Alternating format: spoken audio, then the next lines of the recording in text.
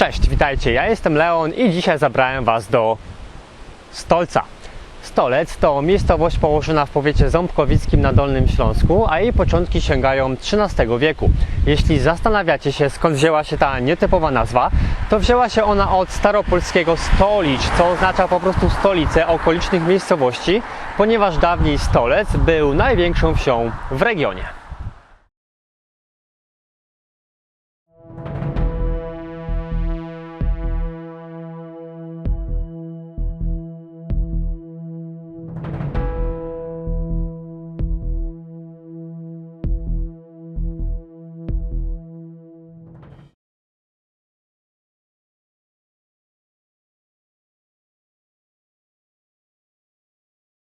Celem naszej dzisiejszej wizyty jest dawna kopalnia srebra oraz wapienia, która znajduje się na terenie rezerwatu przyrody Skałki Stoleckie.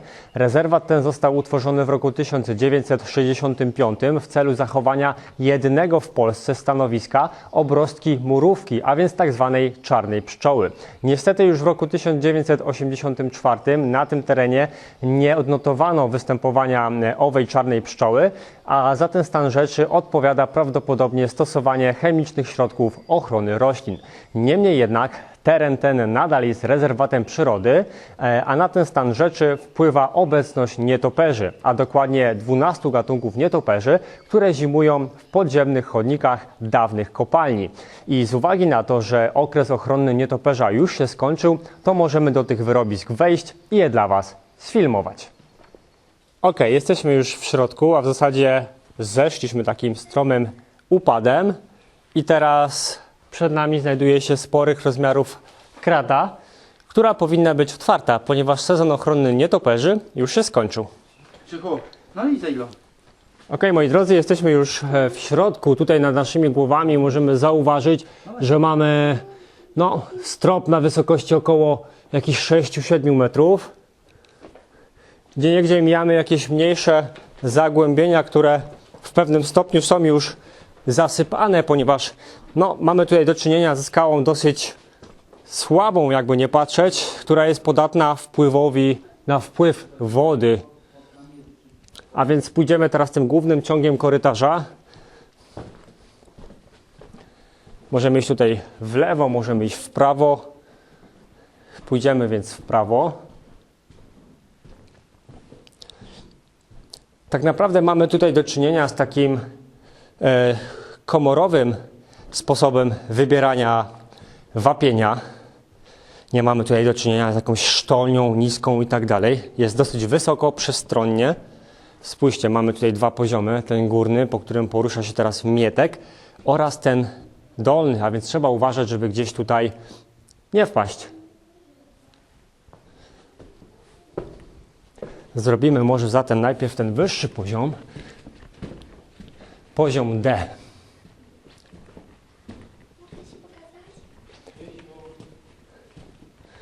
Tutaj jest Krzychu, nasz młody eksplorator początkujący.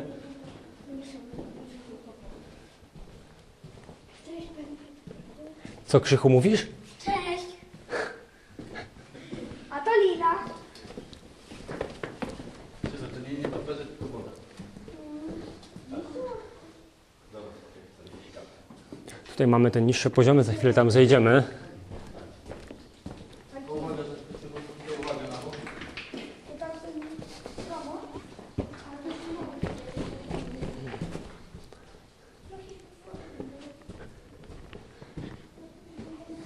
Jest to tak naprawdę plątanina mniejszych, większych, jakichś komór połączonych niewielkimi przejściami. Pogubić się tutaj nie da.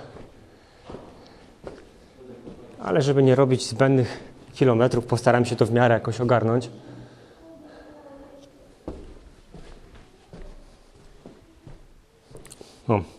To jest to, co mówiłem, że trzeba w tych miejscach uważać, ponieważ tutaj zawalił nam się strop, wszystko wpadło do środka.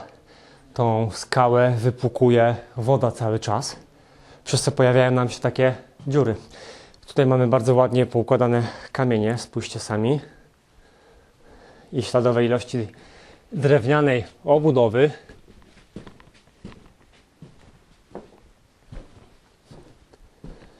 I tak naprawdę dochodzimy do miejsca, w którym tak na dobrą sprawę nic nie ma. Tak, cofamy się, wychodzimy stąd i idziemy do tego głównego ciągu. Skoro już tutaj jesteśmy, skoro poruszyłem temat skałek stoleckich, to ktoś może zauważyć, że zamek w Stolcu był na liście Grundmana, co oznaczało, że w zamku tym, a być może pałacu, już nie pamiętam dokładnie, były przechowywane dobra zrabowane przez Niemców podczas trwania II wojny światowej. Do tych dóbr należy zaliczyć chociażby dzieła sztuki, czy nawet kosztowności, które z kolei zostały zrabowane przez żołnierzy radzieckich, którzy w zamku przebywali do lat 50., tak się mówi.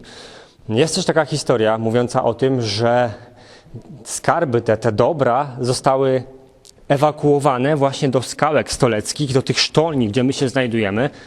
No i oczywiście, jak w każdej historii, znajdują się tak zwani świadkowie, którzy twierdzą, że widzieli, jak to Niemcy chowali albo Rosjanie szukali tutaj właśnie pod ziemią tych dóbr. Niemniej jednak, nie wiem, czy jest to historia prawdziwa, mówiąc wprost, ponieważ ja z kolei dotarłem do osób, które twierdzą, że mieszkały gdzieś tutaj w okolicy i ich dziadkowie, ich rodzice nie pamiętają, by jakiekolwiek prace poszukiwawcze tutaj pod ziemią trwały. Dojdziemy niedługo do takiego jeziorka, do tego najniższego punktu sztolni, które jest zalane i tam na dole kiedyś dopatrzono się jakiejś odnogi. Jednakże podczas sprawdzania tej odnogi okazało się, że to jest przodek. W sensie odnoga ma zaledwie 3-4 metry długości i kończy się niczym. A według jakichś tam miejscowych opowieści niby miały się tam znajdować jakieś drzwi stalowe, za tymi drzwiami jakiś tunel, a nawet 2 tunele. W jednym nawet jeden tunel miał być tak duży, że miał mieścić nawet ciężarówki. Oj, cuda na kiju, że tak powiem. A więc, tak mówiąc w skrócie, moim zdaniem historia o ukryciu tutaj w podziemiach, w tej podziemnej kopalni jakichkolwiek dóbr, to jest po prostu bajka. O, dotarliśmy do tego już zalanego fragmentu. O, spójrzcie proszę, jak to wygląda. Podejdziemy tam od drugiej strony.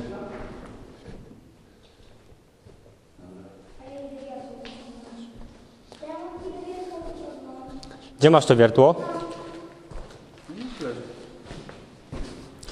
Gdzie? To tutaj?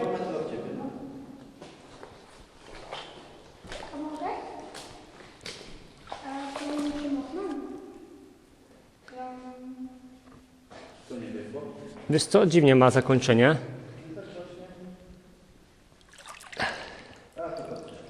To raczej nie jest wiertło górnicze, tylko jakiś właśnie patyczek. No i właśnie gdzieś tutaj, według świadków, miało znajdować się zejście na niższe poziomy. Podejrzewam, że gdzieś w tym miejscu, ponieważ mamy największy lej. I tam też miały znajdować się te niby stalowe, pancerne drzwi prowadzące na niższe poziomy, ale jak już wspominałem wcześniej, w tym miejscu odbywało się nurkowanie i tych rewelacji, że tak powiem, nie udało się potwierdzić. I w ten oto dosyć szybki sposób zeszliśmy na samo dno, że tak powiem, kopalni.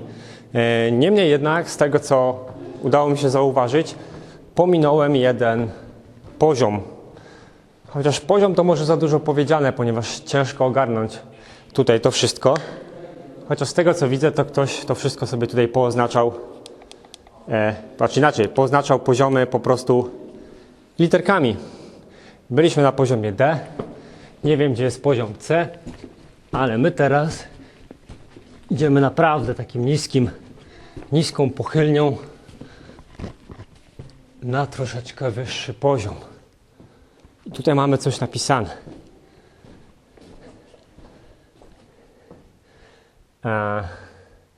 Jest to napisane chyba, jak to się nazywa? Alfabetem Morsa, o, chyba tak. Bo mamy kropki, kreseczki i tak dalej. Tak, to jest ten fragment, w którym ja mówiłem, że idę do Mietka. A my podejdziemy dalej.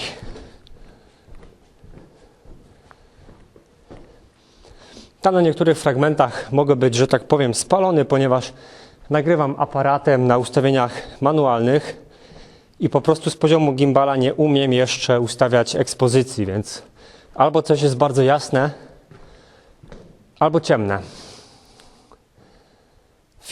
Filar podpierający tą sporych rozmiarów komorę.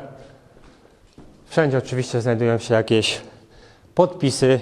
Ponoć kiedyś można było tutaj znaleźć podpisy żołnierzy niemieckich oraz radzieckich.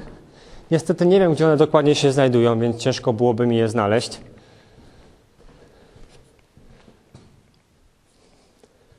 I tutaj również docieramy do fragmentu, który jest zalany. Tutaj zbiera się woda i ten fragment również jest zalany.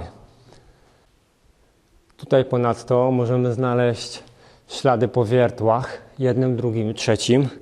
Są to wiertła małej średnicy i wątpię, żeby one służyły do strzelania tutaj, że tak powiem. Bardziej skłonny jestem uwierzyć, że po prostu wiercąc od góry odłupywano jakieś ogromne fragmenty skalne, ponieważ tych nawiertów jest tutaj bardzo dużo.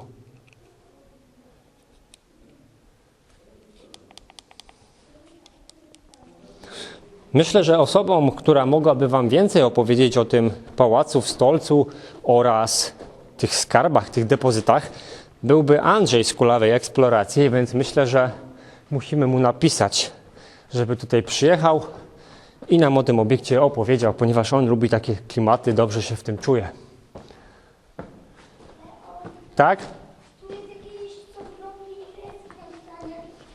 To jest Morse pisał.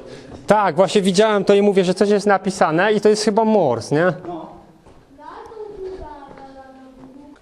Mówiłem o podłożeniu na rzeczy, które... Jak się, Krzychu, podoba eksploracja? Fajne. Fajnie, nie? A jeszcze zostaniemy tu chwilę? Tak, jeszcze chwilę zostaniemy i będziemy wychodzić. Widziałeś jakiegoś nietoperza? Nie. Nie ma nietoperzy, nie? Chcę zobaczyć. A powinny być, bo w 2003 albo 2013 już się pogubiłem, naliczono tutaj 260 nietoperzy, 12 gatunków, jedno z największych, najbogatszych stanowisk na Dolnym Śląsku. Przebieg. Ale ostatnio jak byliśmy, to były nie to ptaki. Tak, ostatnio jak tu byliśmy, to były nietoperze, a A żeby nie spotkałam. było to jakiś czas temu. Co znalazłeś, tata? Rozwiązaną sznurówkę.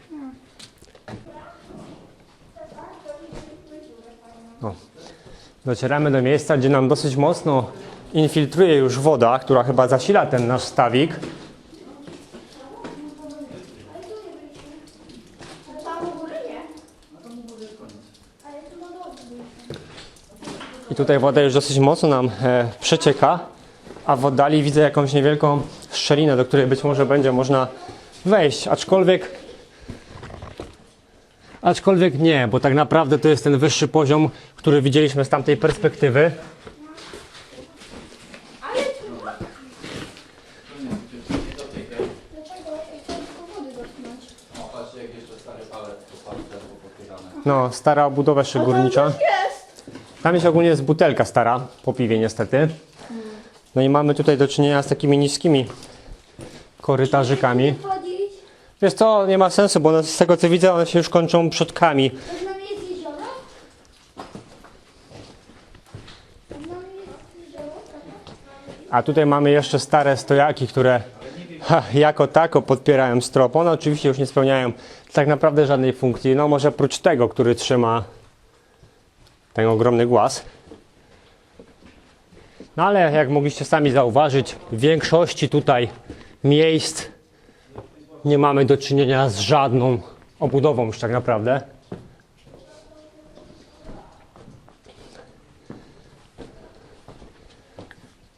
I kolejny niejako wyższy poziom, niestety również nieukończony.